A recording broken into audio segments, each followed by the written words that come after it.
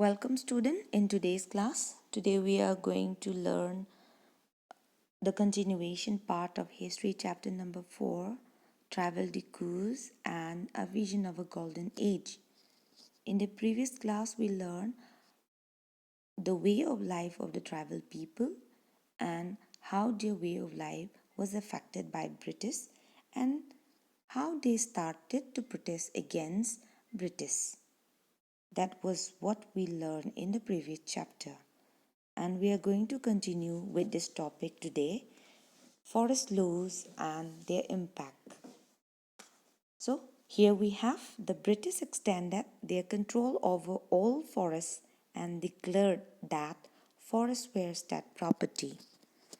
Some of the forests were classified as reserve forests, for they produced timber which the British wanted.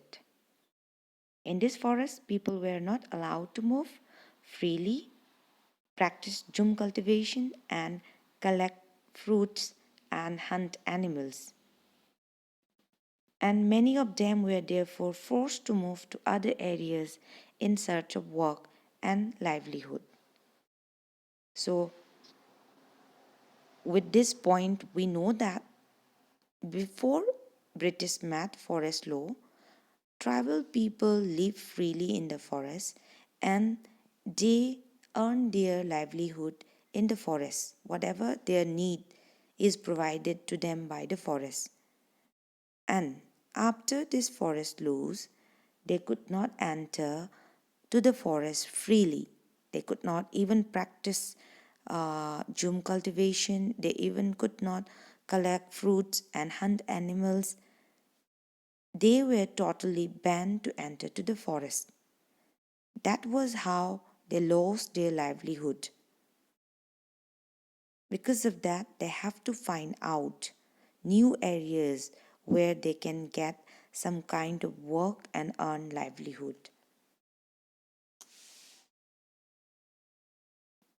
And not only the hunterers, gatherers, and jhum cultivators, those tribal groups who settle and do agricultural activities were also affected.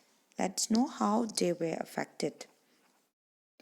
The growers who grow cocoons were paid 3 to 4 rupees for 1,000 of cocoons, and these were then exported to Burdwan or Gaya, where they were sold at 5 times the price.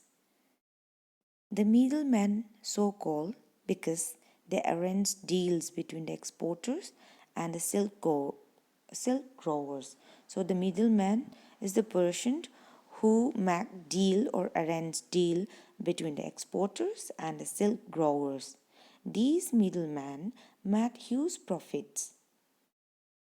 The silk growers earn very little.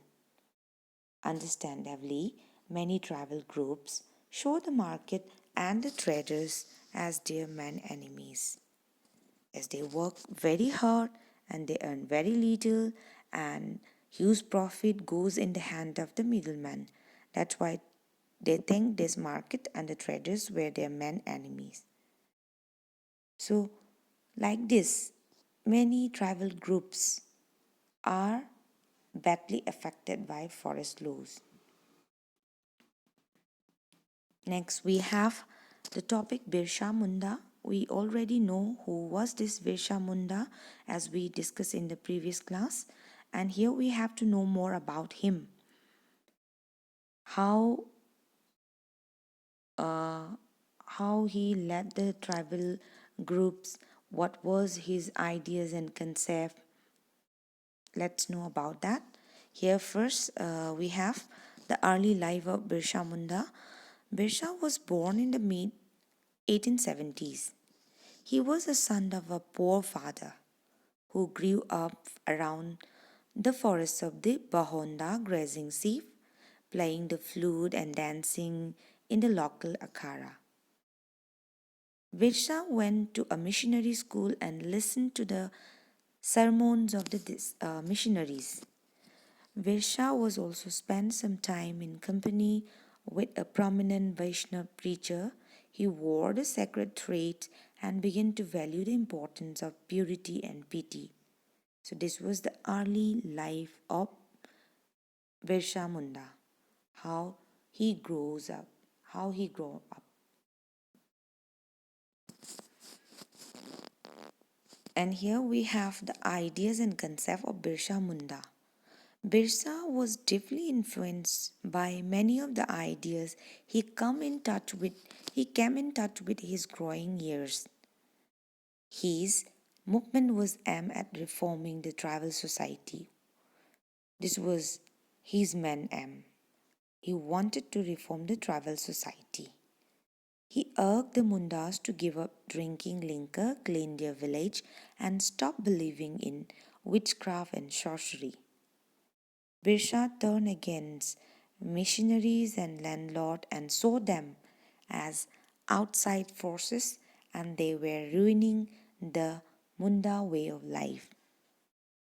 So here we have the concept and ideas of Birsa Munda. And in 1895, Birsa urged his followers to recover their glorious past and talk of a golden age in the past. A Satyug means the age of truth, when the Mundas lived a good life, constructed embankment, tapped natural spring, and planted trees, orchard, practiced cultivation to earn their living. So how freely they live in the forest in that golden age. So what Brisha wanted was to have that golden age again. For that, to have that golden age again, they did not kill their brethren and relatives and live honestly. That means all the tribal group should live unitedly, peacefully, and they have to do many developmental works together so that they can have their golden age back again. So Birsa also wanted people to once again work on their land, settle down and cultivate their fields. Okay, Birsa wanted tribal people to settle again to their land and cultivate their on their land so that they can live like the past. Next we have the British officials were worried of the political aim of the Birsa movement as Birsa became popular among the tribal groups and he led many tribal groups against British. That's why British officials were worried of the political aim of the Birsa movement. He wanted to drive out missionaries. It wanted to drive out missionaries, moneylenders, Hindu landlords, and the government and set up mundaras with Birsa at its head. So that was what Birsa movement wanted. Birsa movement wanted to drive out missionaries, moneylenders, Hindu landlord, and the government.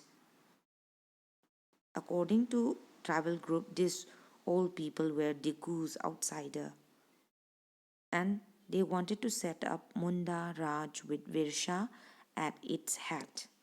The movement identified all these forces as the cause of the misery the Mundas were suffering. So, whatever the sufferings, whatever the miseries they had, that was all because of these people. As the movement spread, the British decided to act and arrest Birsha in 1895, convicted him on charge of rioting and jailed him for 2 years. So British wanted to crush this movement led by Birsha. So they convicted him on charge of rioting and jailed him for 2 years. And after his release in 1897, Birsa again touring the villages to gather support. He had tried again to have support of tribal people so that he can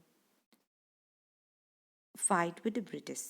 So he used traditional languages and symbol to rouse people, urging them to destroy Ravana, that means Dikus and Europeans. Who were Ravanas? Those people like Dikus, Europeans were considered as Ravanas, and what they wanted was to destroy them and establish a kingdom under his leadership for the tribal people. So Birsha's followers been targeting the symbols of Dikus and European power, and they attacked police stations, churches, and raided the property of moneylenders and jamindars.